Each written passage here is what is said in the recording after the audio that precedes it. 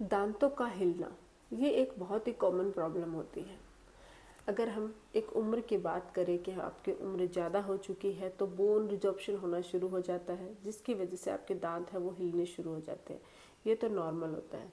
लेकिन कम उम्र में ही अगर आपके दांत हिल रहे हैं, या बहुत बार ऐसा होता है कि एजिंग की वजह से नहीं, नॉर्मली आपकी कोई गम रिलेटेड या दांतों से रिलेटेड कोई इन्फेक्शन हो गया है, उसकी वजह से आपके दांत हैं वो हिलने शुरू हो जाते हैं।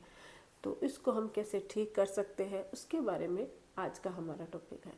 तो दांतों का हिलना कैसे ठीक किया जा सकता है, इसको क्या हम घर पर होम रेमेडीज़ की मदद से ठीक कर सकते हैं, या फिर डेंटिस्ट के पास जाके इसका ट्रीटमेंट करवाना चाहिए, इन सभी सवालों के जवाब आज के इस वीडियो के थ्रू हम लोग जानेंगे। तो वीडियो को अंत तक ज़रूर देखिएगा। मैं हूं डॉक्टर पूनम और आप देख रहे हो smile openly with doctor Poonam.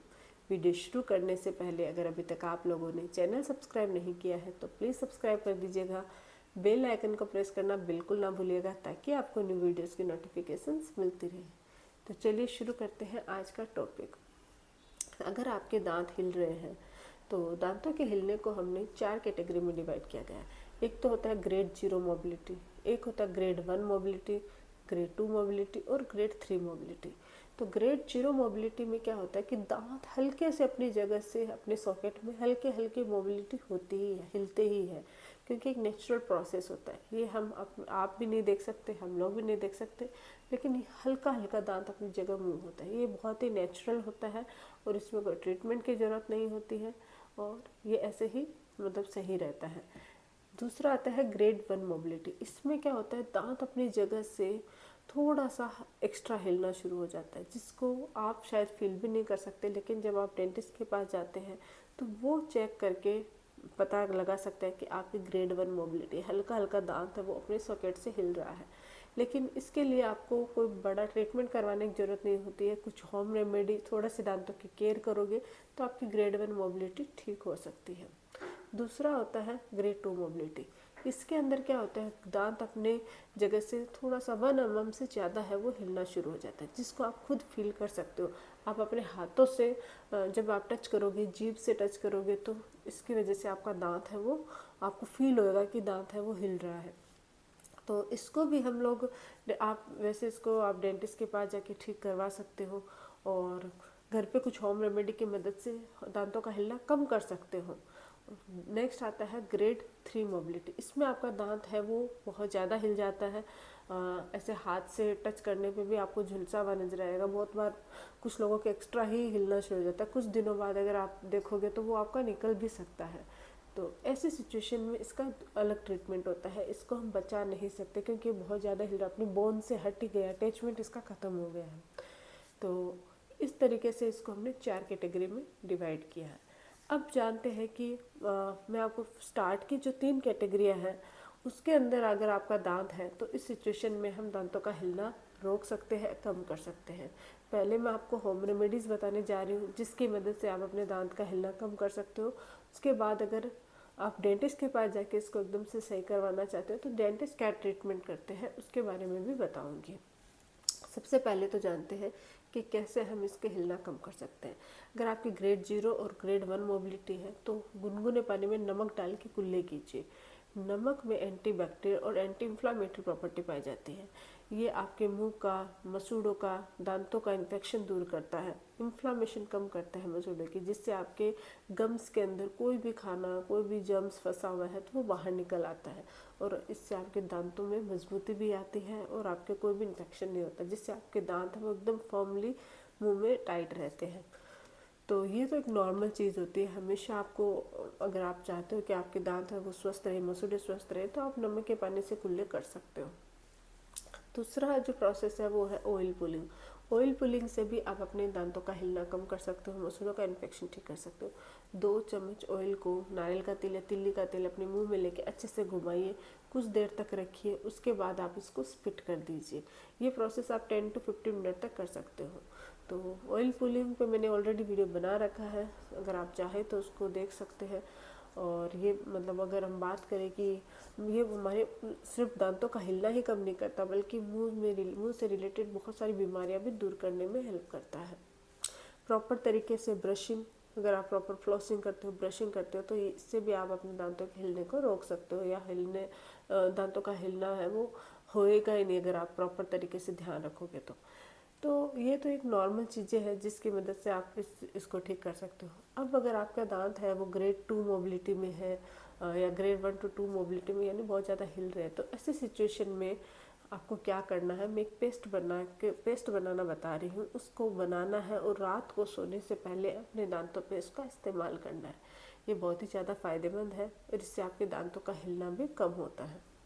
इसके लिए आपको नीम की पत्तियाँ चाहिए। नीम हमारे दांतों के लिए फ़ायदेमंद होते हैं, मसूड़ों का इन्फेक्शन दूर करते हैं, पायरिया की प्रॉब्लम भी दूर करते हैं, और अगर आपके मुंह से में कोई बदबू आ रही है या मसूड़े से खून आ रहा है उसको भी कम करने में हेल्प करता है। इसी तरीके से आपके दांतों का हिलना भी रोकता है। तो आपको क्या करना है, ताज़ा नीम की पत्तियाँ लेनी है, उसको उबाल कर उस पत्तियों का जो पेस्ट उस पत्तियों को पीस कर उसका पेस्ट बनाना है, और उस पेस्ट में हल्का सा हल्दी पाउडर चुटकी भर और आधा छोटा चम्मच नमक मिक्स करना है। मिक्स करने के बाद उस पेस्ट को अपने मसूड़ों पे, दांतों पे अच्छे से अप्लाई कर दीजिएगा। अप्लाई करके, क्योंकि इस नीम बहुत ज़्यादा कड़वा होता है तो बहुत ज़्यादा देर तक आप मुंह में नहीं रख सकते, लेकिन कोशिश कीजिए कि कम से कम 2 से 3 मिनट आप अपने दांतों पे इसको लगा हुआ रखें, ताकि ये अपना काम शुरू करे, मसूड़ों का इन्फेक्शन दूर करे, दांतों का हिलना भी कम करे। उसके बाद आप ब्रश की मदद से अपने दांतों को ब्रश कर सकते हैं, फिर कुल्ला कर सकते हैं। ये आप रात को सोने से पहले थोड़ा सा वक्त निकाल के कीजिए, इससे आपके मसूड़ों का इन्फेक्शन दूर होगा, अंदर बोन है वो मजबूत होएगी, और ये आपके दांतों का हिलने को भी कम करेगा। तो इस तरीके से आप अपने दांतों का हिलना कम कर सकते हो। साथ ही साथ अगर आप सिर्फ नमक और नारियल का तेल से भी अगर मसूड़ों को मसाज करते हो तो इससे भी आपके दांतों में मजबूती आती है, हिलना कम होता है। तो ये होम रेमेडीज़ तो ग्रेड 1 और ग्रेड 2 मतलब स्टार्टिंग जो मोबिलिटी जो थे उनके लिए फ़ायदेमंद होता है। लेकिन अगर आपके ग्रेड 2 थोड़ी एडवांस स्टेज में है, यानी कि बहुत ज़्यादा दांत हिल रहा है, तो फिर ऐसी सिचुएशन में आपको डेंटिस्ट के पास जाके इसका ट्रीटमेंट करवाना चाहिए। डेंटिस्ट के पास अलग अलग ट्रीटमेंट्स होते हैं, जैसे कि आपकी स्केलिंग कर सकते हैं, जिससे दांतों के अंदर फंसा हुआ जो भी मतलब खाना है, प्लाक है, वो निकल जाता है, तो दांत का जो गम्स है वो आपके दांत को फिर बहुत अच्छे से पकड़ लेता है, जिससे आपका दांत का हिलना कम होता है। तो एक तो स्केलिंग से आप अपने दांत का हिलना कम कर सकते हो। दूसरा, स्प्लिंट का इस्तेमाल कर सकते हो। एक वायर आता है, वायर से फिट कर दिया जाता है दांत को, तो उससे भी दांत का हिलना है वो कम हो जाता है। तो स्प्लिंटिंग से भी आप दांत का हिलना कम कर सकते हो। या फिर रूट कैनाल ट्रीटमेंट, अगर आपका दांत हल्की 1 मोबिलिटी है और केविटी है, दांत में इन्फेक्शन है, तो आप रूट कैनाल ट्रीटमेंट करवा के भी आप दांत का हिलना कम कर सकते हैं। लेकिन अगर आपकी ग्रेड 3 मोबिलिटी है, जिसमें दांत बहुत ज़्यादा झुलस रहा है, हिल रहा है, तो फिर आपको कोई ट्रीटमेंट करवाने की ज़रूरत नहीं है, आपको उसको दांत को रिमूव करवाना ज़्यादा बेटर है।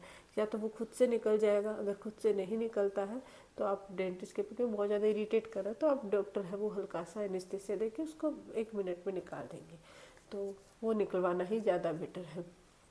बाकी अगर आप अपने दांतों की, माउथ की प्रॉपर केयर करते हो तो आपको ज़रूरत ही नहीं पड़ेगी कोई भी ट्रीटमेंट करवाने की।